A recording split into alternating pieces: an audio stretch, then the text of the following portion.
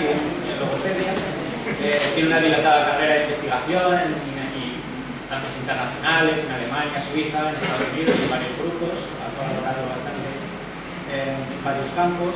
Desarrolla su investigación sobre todo en efectos adversos de los antipsicóticos, evaluación de sistemas básicos mediante el inventario psicopatológico de Frankfurt, evaluación de los trastornos de sensopercepción y lenguaje. Está acreditada para emplear muchas pruebas psicopatológicas, entre ellas algunas de las que va a presentar a continuación. Y también es fundadora y actual presidenta del Grupo de Investigación de Neurociencia Clínica de Castilla y León,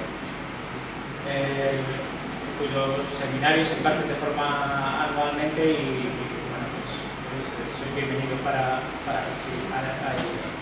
Bueno, pues su charla se titula Instrumentos para la valoración de las autoexperiencias anómalas.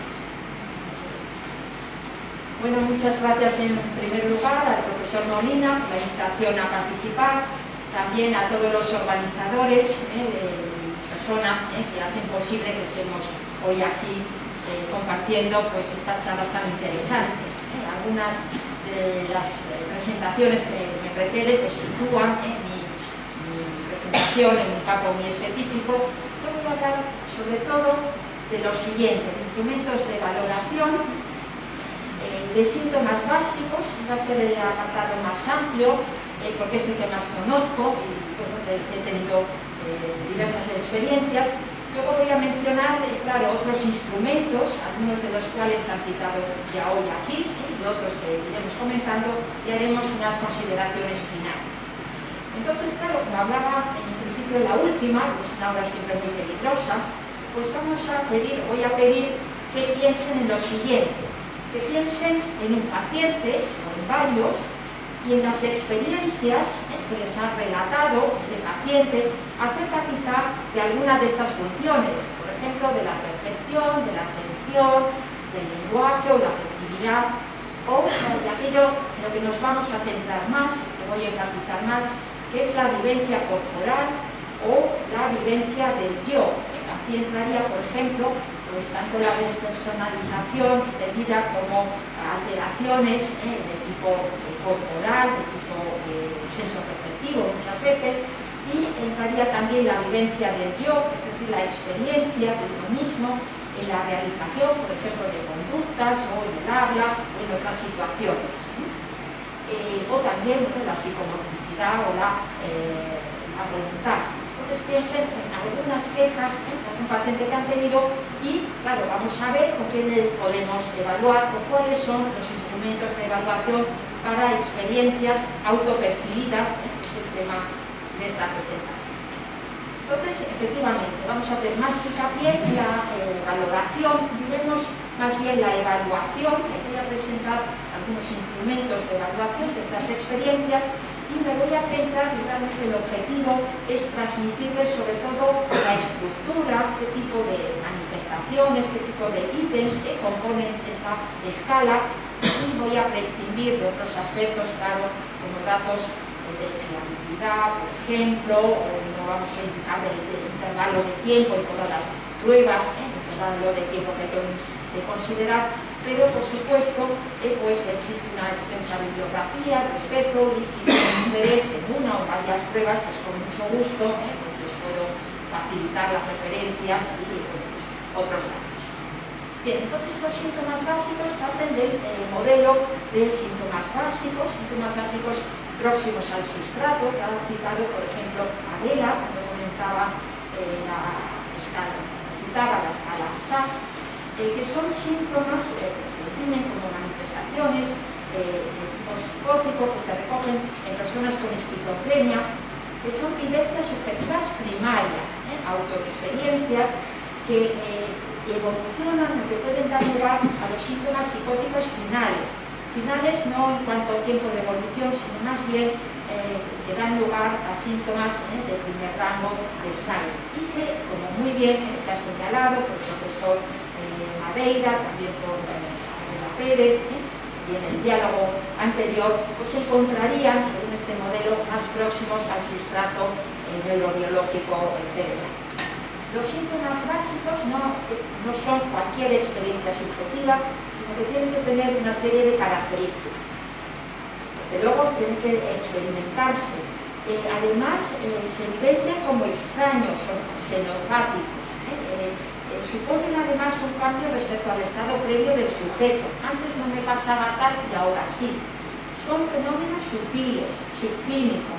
Muchas veces precisan su evaluación, por ejemplo, mediante una entrevista o sobre una exploración psicopatológica dirigida. Muchas veces, claro, no se verbalizan de forma espontánea. A veces también por su dificultad, las dificultades en su verbalización. Son fluctuantes, por ejemplo, pueden incrementarse en estados previos de una recaída o también al inicio de la enfermedad. Son síntomas a veces crónicos de la psicosis. Son inespecíficos, pueden tener o aparecer por varios factores, afectan a diversas funciones psíquicas, las que acabamos de comentar. También se incluye, por ejemplo, la tolerancia al estrés y la energía, la vitalidad de la persona y otras. Aparecen, como decimos, precozmente en el curso de la enfermedad y pueden mantenerse, en general tienden a atenuarse con el curso de la enfermedad, pero pueden persistir a veces en estados residuales, por un término utilizado por el autor del modelo, por el profesor de Huber, de la Universidad de Bonn, también se ha comentado. Por supuesto, más próximos al sustrato neurobiológico. Entonces, ¿qué pruebas existen para evaluar estos síntomas básicos? Bueno, pues a mi juicio, según mi experiencia, básicamente 4, que son por una parte el inventario psicopatológico de Frankfurt, o en inglés Frankfurt Complaint Questionnaire, lo verán como FPQ, la escala de Gom, que va a ser la referencia, la escala de Gom para la evaluación de los síntomas básicos, con la SCAP, de Gross y colaboradores, el instrumento de vulnerabilidad, la esquizofrenia para adultos, el SPIA, de Schulze-Luther, y también una versión de este instrumento para niños y adolescentes de SPICE. Bien, entonces brevemente el inventario de Frankfurt. Es un cuestionario autoaplicado, junto a otra prueba que se ha mencionado hoy también, que es el ESI, el inventario de Eppendorf, son los dos únicos cuestionarios para la evaluación, como decimos, de los síntomas básicos. Voy a utilizar, para que no se aburran, para que lo puedan seguir un poco, pues un criterio un poco de colores, que tiene la intención de sintetizar la información, hacer, digamos, pues más fácil quizá el seguimiento de algunos aspectos. Realmente tengo interés en presentarles sobre todo las pruebas que recogen ítems para la evaluación de la percepción corporal, como vemos en color rojo, y también la vivencia del yo entendido, por ejemplo, como los fenómenos de despersonalización, que como comentaba el doctor Madeira, son a veces tan diversos.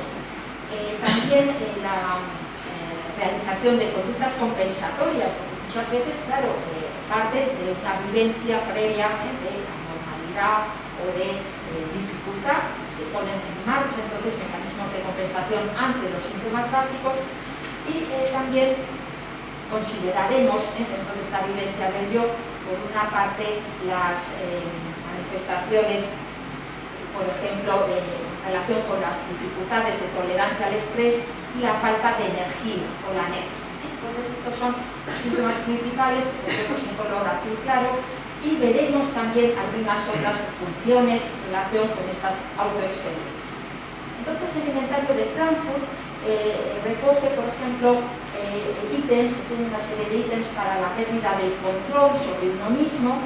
Tiene también conductas compensatorias, que son estos ítems complementarios, y además recoge síntomas más bien de tipo motor, que es la pérdida de automatismos motores, que vamos a presentar más bien en otra escala. Entonces, sobre pérdida de control, en el inventario de Frankfurt, esta prueba desarrollada por la profesora Silvo en esta ciudad, nosotros en su día tuvimos oportunidad de conocer, establecer contacto en el propio Hospital Clínico de Valladolid, y el doctor Vargas y yo hemos trabajado mucho con esta prueba, y la validación de la misma está en una publicación, en un libro recogíamos la experiencia tanto de estudios transversales como también longitudinales. Ítems de pérdida de control, pues por ejemplo esta, de vez en cuando me sucede que no puedo pensar ni reaccionar y tengo que esperar hasta que me recupero, o por ejemplo, aún en situaciones sencillas tengo que tener mucho cuidado para comportarme adecuadamente. Bien, el Frankfurt se compone de 10 escalas. El análisis factorial ha permitido identificar 4 factores y nosotros pues tenemos, como digo, una experiencia. Es una prueba que en la actualidad, en los últimos 5 años, pues se está aplicando, por ejemplo, a población general, en estudios de Suiza, por ejemplo, y otras localizaciones, y bueno, pues tiene su utilidad.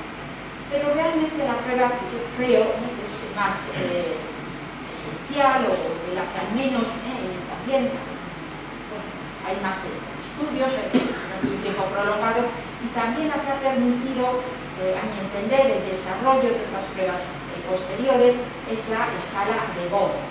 La escala de Bonn fue desarrollada por Gross, Huber, también el profesor Kloster-Pepper.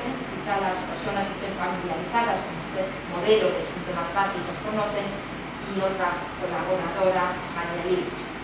La escala de Bonn se compone de 6 escalas.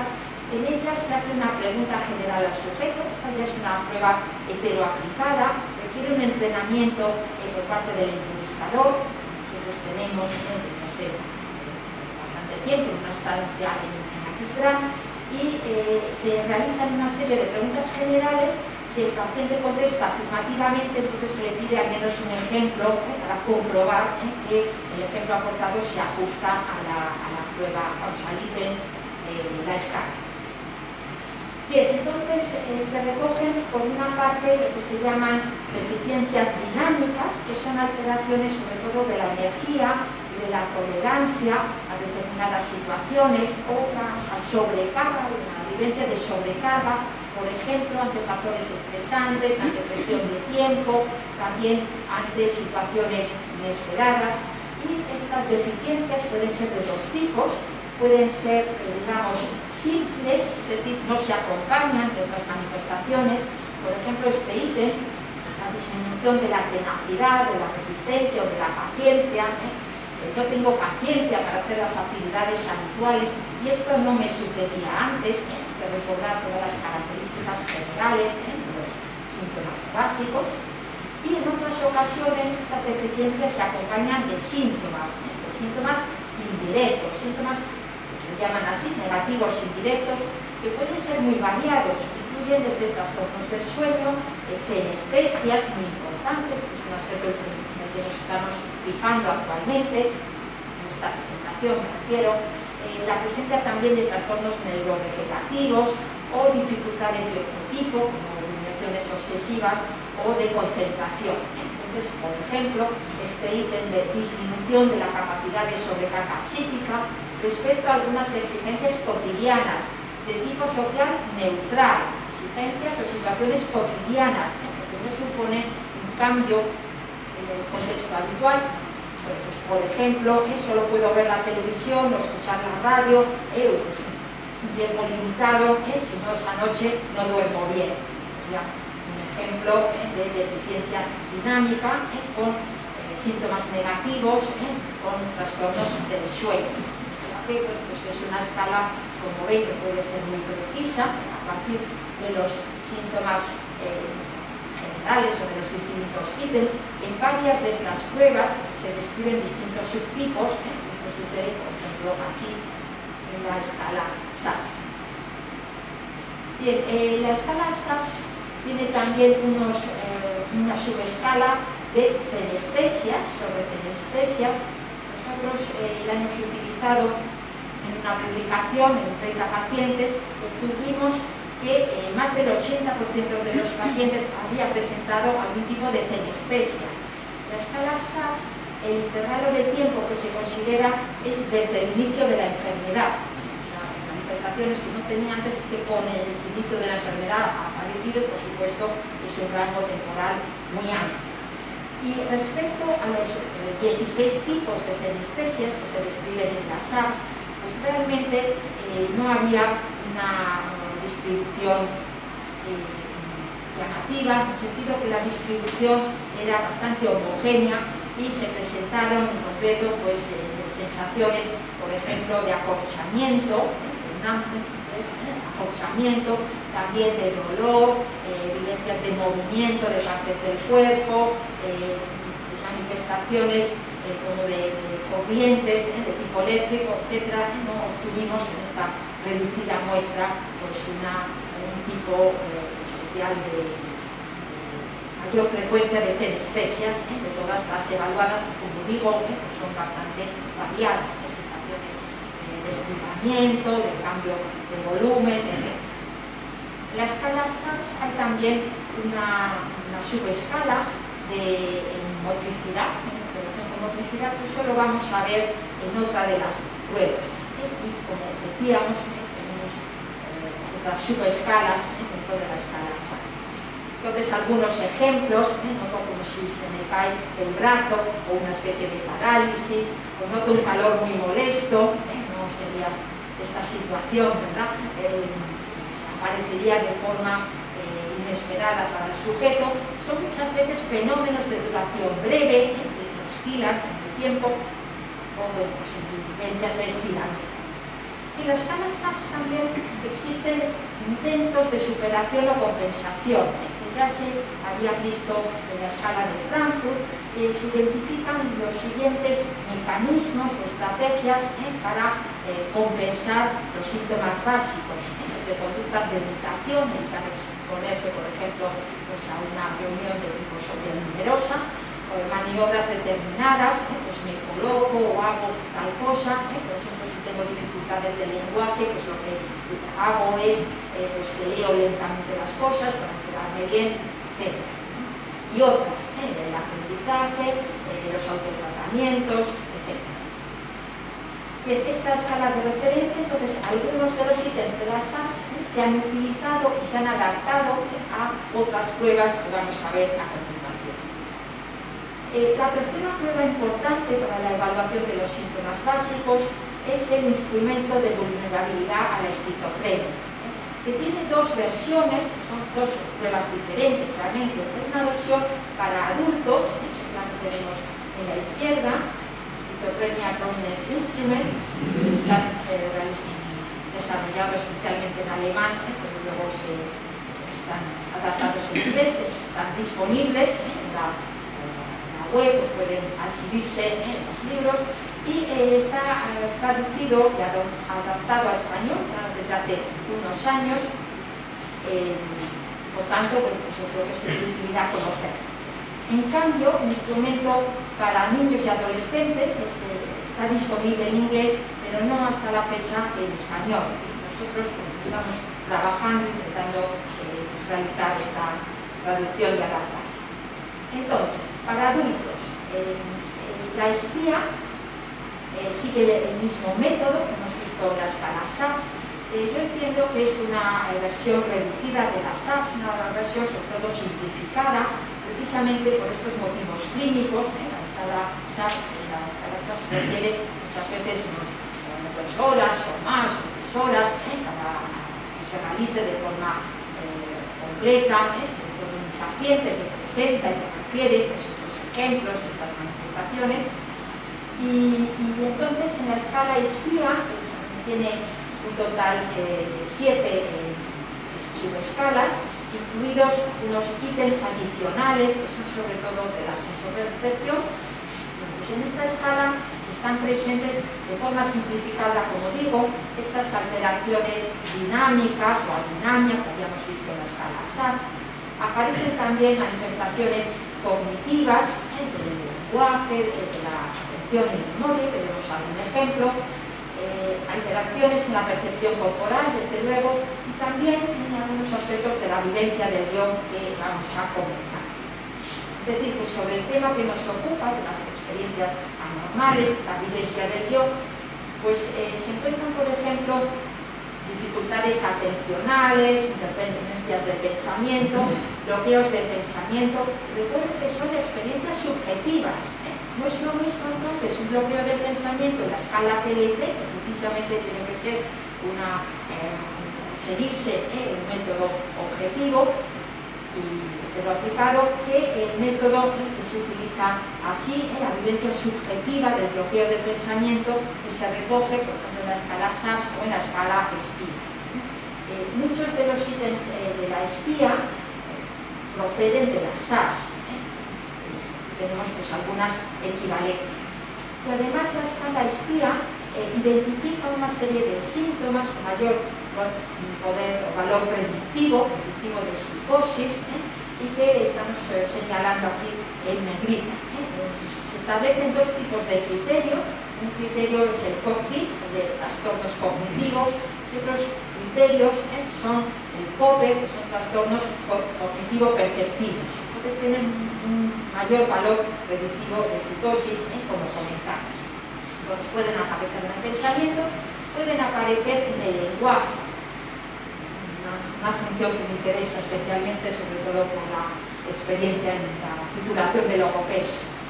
Se describen entonces alteraciones del lenguaje comprensivo, que se recogían también en la escala SAPS, que se aplican tanto al lenguaje visual, es decir, a la lectura, únicamente la lectura, también a imágenes o a símbolos. Porque una persona puede referir, claro, a mí me pasa que cuando voy por la calle y veo un semáforo rojo, tengo que pararme, tengo que pensar qué significa. Pues también este lenguaje visual, no verbal, pues está incluido en este ítem de las SPIA y de las SAPS.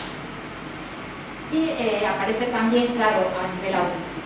Entonces puede referir a la persona que tiene dificultades para comprender lo que escucha las palabras, porque tiene que pensar el significado, que le cuesta esfuerzo, por ejemplo, comprender frases largas, etc.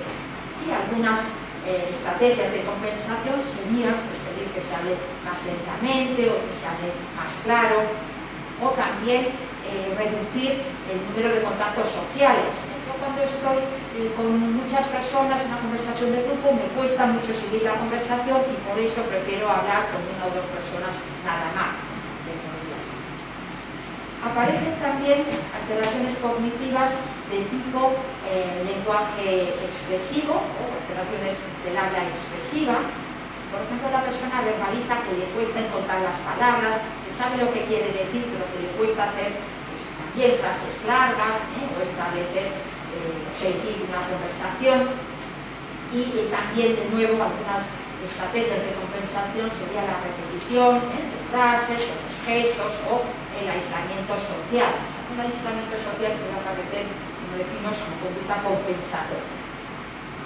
En esta escala, la SPIA, la escala D, se llama del SEC, por eso la tenemos que comentar, y aquí yo creo que tiene especial interés el primer síntoma, que es de tipo afectivo, la disminución de la capacidad para discriminar discriminar las propias emociones, de distintos tipos de emociones.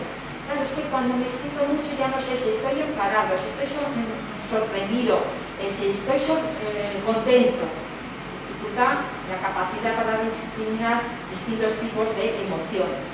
En esta escala, también en esta subescala del SELF, existen también síntomas relevantes, es decir, con valor predictivo, de psicosis, como la presión del pensamiento y las ideas de referencia inestables, es decir, las que aparecen de forma fluctuante.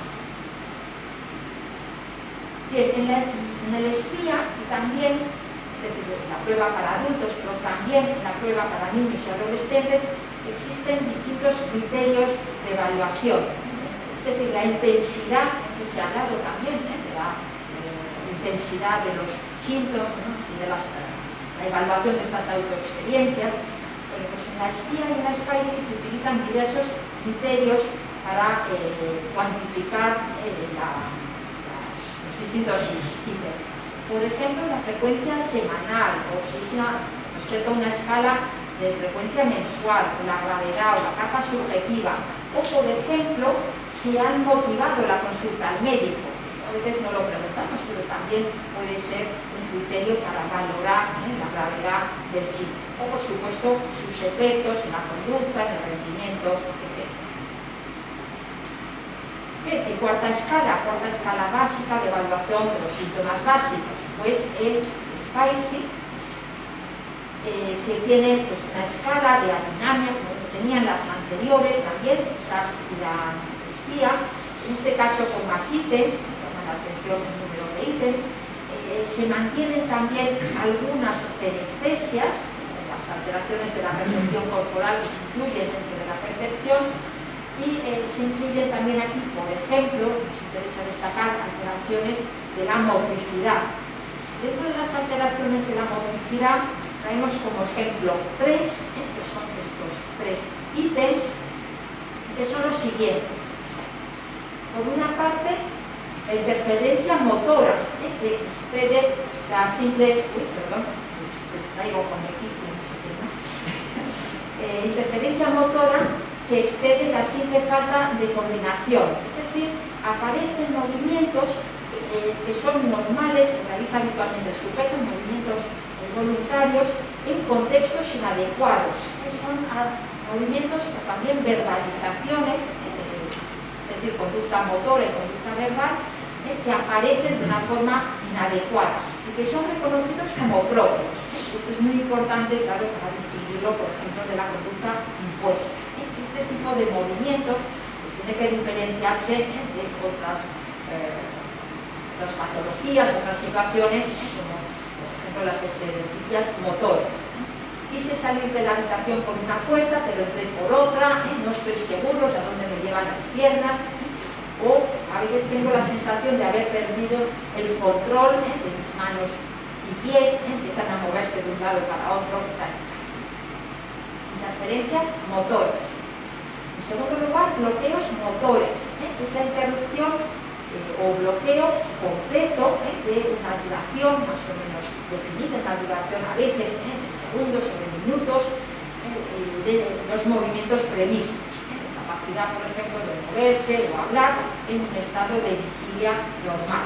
Y son espasmódicos, son movimientos entonces de inicio y finalización brusca y también de tiempo breve de duración, que a veces con fuerza de voluntad pueden ceder. A veces estoy tan bloqueado que no puedo hablar, ni moverme, ni mover los ojos, y esto dura unos minutos. Entonces, segundo síntoma motor de la escala de SPICE y la pérdida de habilidades automáticas. Se lo he mencionado en la escala de Frankfurt, la prueba de Frankfurt, que sería la dificultad de realizar habilidades sencillas que antes eran automáticas, que son muchas veces tareas, por ejemplo, de higiene, de cepillarse los dientes o el pelo, o hábitos también cotidianos en relación, por ejemplo, con actividades diarias, de comida, etcétera, etcétera. Y son habilidades que ahora requieren un mayor esfuerzo al sujeto. El sujeto tiene que prestar atención y concentrarse en la realización de esta tarea. Por ejemplo, también algunas aficiones, como el punto, o como decimos, tareas cada caso que la persona, tareas de casa, que requieren pensar de forma continuada con su correcta realización. Entonces, son manifestaciones de tipo motor. Pruebas adicionales, pues existen varias, intencionalidad escala, la de Eppendorf, que ha citado también Andrea, la evaluación subjetiva de roles atencionales, que está realizada por Barbas y yo, y el ISE, que ya se ha mencionado varias veces. Entonces, por razones de tiempo, pues no detallo ahora. Dentro del ISE, vamos a saltar sobre la ESEA, quería decir simplemente que se definen 13 escalas y se estructura de la forma siguiente: la presencia de intrusiones, es decir, de elementos nuevos en el campo de la conciencia, de déficits de elementos también en el campo de la conciencia aplicados a diversas funciones psíquicas, en concreto, por ejemplo, la percepción corporal. O sea que dentro de la percepción corporal pueden definirse, por ejemplo, intrusiones, de la pregunta de si se evidencian corrientes eléctricas, se está preguntando por intrusiones de tipo corporal. Algunos pacientes refieren pues, que se mueve el hígado o el páncreas o que se me alargan las piernas. Otros pacientes refieren más bien déficits, por ejemplo, una sensación de vacío, no tengo cabeza, no tengo cuerpo, no siento nada y me quemé con un cigarro para saber si estaba vivo, de nuevo, conductas autolesivas o secundarias, síntomas básicos. Esta es la escala GSEA y el ISE se ha comentado. Yo aquí en concreto quería destacar de las 5 escalas la percepción corporal. Por una parte tenemos 9 ítems de experiencias corporales, entre ellas pues el síntoma o el ítem de fenómenos del espejo. Fenómenos del espejo, si vamos a la prueba el manual de la prueba de ASE, pues tenemos que consiste en la vivencia de distorsión muchas veces de la imagen corporal, de la cara, que da lugar a visión en el espejo, a mirarse en el espejo de forma continuada, pero realmente, o excesiva, pero realmente la esencia, claro, es la vivencia de distorsión de la imagen corporal, porque también la escala aclara que si no hay un número excesivo, pero el paciente vivencia este cambio en la imagen corporal, en la percepción de la cara o del cuerpo, entonces también debe valorarse como forma positiva. Es decir, que cada vez que aplicamos una escala tenemos que o bien saber con el manual, conocer muy bien el manual de memoria, o bien consultarlo, porque los autores de ISE lo comentan. Aunque algunos ítems proceden de las SAPS, no siempre el significado corresponde o es idéntico al de las SAPS. Hay que conocer, claro, el manual y cada uno de los ítems y cómo explorar cada uno de los ítems. Existen también aquí síntomas de tipo psíquico, en las escalas 2 y 5. Han puesto ya algunos ejemplos, por ejemplo, de reorientación existencial, con lo cual pues, paso sobre ello. Únicamente decir la diversidad de manifestaciones que puede tener la despersonalización psíquica, que aquí también están recogidos. Como curiosidad, por ejemplo, de esta escala, la sensación de cambio en la edad cronológica o del género, pues es un ítem que no aparece en otras pruebas, en otros cuestionarios, y sí en el ISE de ASE. Lo saltamos y pasamos ya, claro, a otros instrumentos para la valoración de experiencias anormales. Voy acabando. En realidad, de forma breve, pues tenemos aquí también un conjunto de pruebas que al menos tienen ya un recorrido propio, es decir, no procede necesariamente del modelo de los síntomas básicos, aunque en concreto de las que hemos citado aquí, pues la SIGS, la entrevista estructurada para síndromes prodrómicos, es una escala que se utiliza para la identificación de sujetos en riesgo a psicosis, de un riesgo elevado a psicosis. La escala autoevaluación de síntomas negativos, pues yo creo que es muy interesante, tiene una reciente traducción y validación al español de este año, creo que de enero de este año, procede de Dolfus, en Francia. Del IPASE va a hablar la doctora Rosa Beño mañana, entonces no decimos nada. Y el IWI, del que ya se ha hablado, pues efectivamente también el IWI tiene una subescala de orientación existencial que toma algunos síntomas del ASE, amplía estas manifestaciones o síntomas y recoge, por ejemplo, pues desde una indiferencia o apertura extremas o imposibilidad o dificultades en admitir responsabilidad o culpa.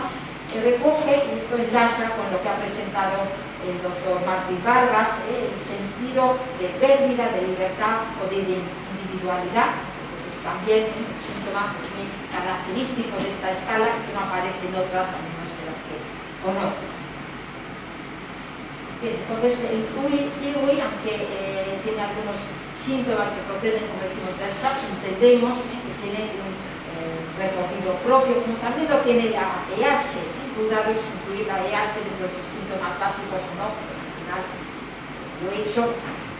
Hay otras pruebas de evaluación de experiencias subjetivas, por ejemplo, la SERS o la SBS o la SENS, que quizá conozcan, o la SIAPA. Son escalas que yo creo que han tenido un menor uso, como ven ya además un poco antiguas, por eso las ponemos al final. Y como digo, yo creo que Lewy podría ser una de las que haya que recordar. Bueno, estoy con inclusiones de tipo visual, Bien, entonces consideraciones finales. Bien, entonces recuerdan que han pensado, ¿verdad? Han hecho caso en un paciente, en algunas experiencias.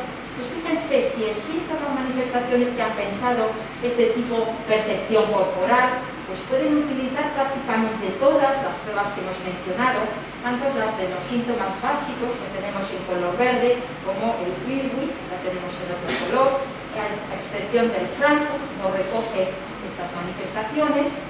Si hemos pensado en un síntoma que tiene que ver con la vivencia del yo estricto, es decir, la intolerancia, por ejemplo, a situaciones estresantes o la despersonalización o trastornos de la vivencia del yo, digamos, del yo psíquico, pues entonces pueden utilizar el Frankfurt, la SAPS, el EASE o el Lewy. Si han pensado en tolerancia al estrés o falta de energía, pues recuerden, por ejemplo, que el Frankfurt y la SAPS, la SAPS y la espía sobre todo, y también el SPICY, tiene síntomas de alergia o de intolerancia al estrés. Si han pensado más bien en manifestaciones cognitivas como de la atención o del habla, como los ejemplos que hemos visto, pues recuerden la espía o la escala de Boyd y la SEA.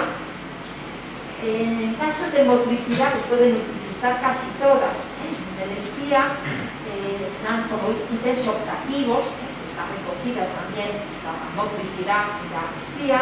Por último, en la afectividad, que serían las escalas de Boyd o la espía. Bien, y en cuanto a la relevancia de la evaluación de los síntomas básicos, pues, ¿para qué sirve?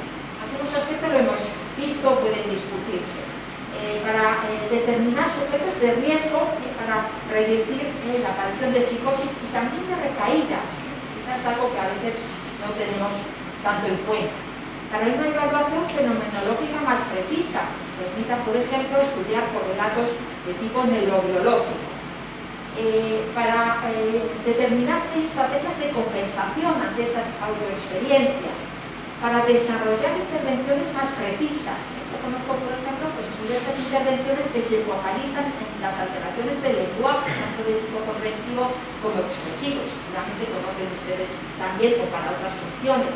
Y para también el seguimiento de pacientes, el seguimiento incluido, claro, de la eficacia terapéutica, sea de tipo farmacológico o de otro tipo. Además, no debemos olvidar, es más utilidad, como se ha mencionado también ya, pues permite mejorar la relación terapéutica, la comprensión y la identificación de estas anomalías que muchas veces pues no se verbalizan con facilidad o no se han preguntado previamente por ellas al paciente.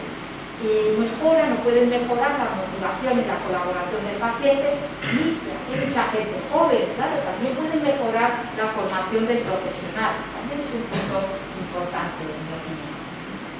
Se ha realizado esta investigación en muchos centros, yo los que conozco más próximos, pues son en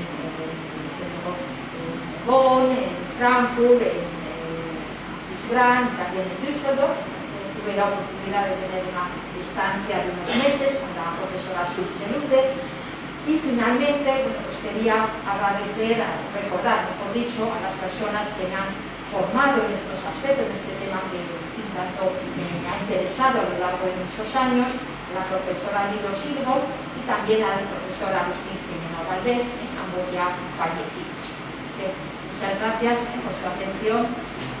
A su disposición para comentarios que considero.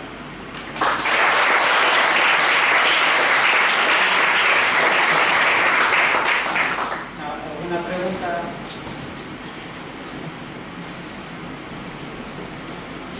¿Qué sucede, Natalia, si administramos estos instrumentos, sobre todo los autoadministrados, a la población normal? Tuve una pregunta. ¿Qué se está haciendo ya con el Frankfurt? Con el Frankfurt, lo que yo sé, pues han utilizado, claro, no de forma directa, en un contacto presencial directo, sino muchas veces por medio de contacto escrito, por medio de internet. Y entonces, la población general se obtiene una elevada tasa de casos negativos. O sea que no es una prueba para el diagnóstico realmente de la esquizofrenia. En el caso del Frankfurt, que es en la que sé que se ha realizado, han hecho el equipo sobre todo de Austria, de Berna, y no es útil como instrumento de cribado en la esquizofrenia. Sí. También, por ejemplo, se ha comparado con el ESI, con esta prueba de Eppendorf, que lo revisé además para esta prueba, y no había, era más sensible el ESI que es manejado respecto al fraude. Yo creo que es importante conocer las pruebas para determinar con la línea de pregunta pues la utilidad más adecuada. Es más bien una prueba que puede ser de más utilidad de tipo retrospectiva o Frankfurt en concreto. No me consta que se haya hecho con el GOL o con otras pruebas de síntomas básicos. Por ejemplo, en el SPIA y el SPICE se utilizan en el Centro de Intervención Precoz, de Detección y Intervención Precoz de Düsseldorf, de Colonia también. Entonces no es una población general. Se utilizan en jóvenes, pero no es población general. ¿Alguna otra pregunta? Pero el perfil profesional que aplica a estas escalas, ¿qué sería? Pues el tipo de profesional, buena pregunta, profesional bien formado en la escala. ¿Quién? Pues puede ser un psiquiatra, puede ser un psicólogo, pues es lo que he visto más o menos, tanto en Alemania como aquí. Vale, que entiendo que se necesita formación específica, entonces. En el Frankfurt no, pero en el resto de las escalas sí. En el resto de las escalas, por ejemplo, yo hablo de los síntomas básicos, es lo que más conozco. Yo sé que, por ejemplo, la profesora Solche-Luther ha impartido cursos en alemán y en inglés sobre la espía, también sobre las SIPS, porque ella emplea simultáneamente las SIPS, entonces hay un curso de espía y SIPS, o SPICE y SIPS también. Entonces lo he aplicado de forma presente, yo en una instancia pues asistí a uno en alemán, sé que ella domina el inglés, lo puede hacer perfectamente en inglés, y lo he hecho también de forma online, por ejemplo, a un grupo de Chile que estaba interesado en el manejo de estas escalas. O sea que también, digamos, hay esta versión online, además prepandemia, o sea que ahora seguro que mucho más. Y luego, el tiempo de aplicación, porque son tiempos largos, ¿cuántas sesiones más o menos? Porque entiendo que en una sola puede ser... En general, con la escala de Bonn, por ejemplo, cuando la vamos a aplicar, o la escala de espía, se hace una sesión, pero con una pausa. O sea, como de media hora o así.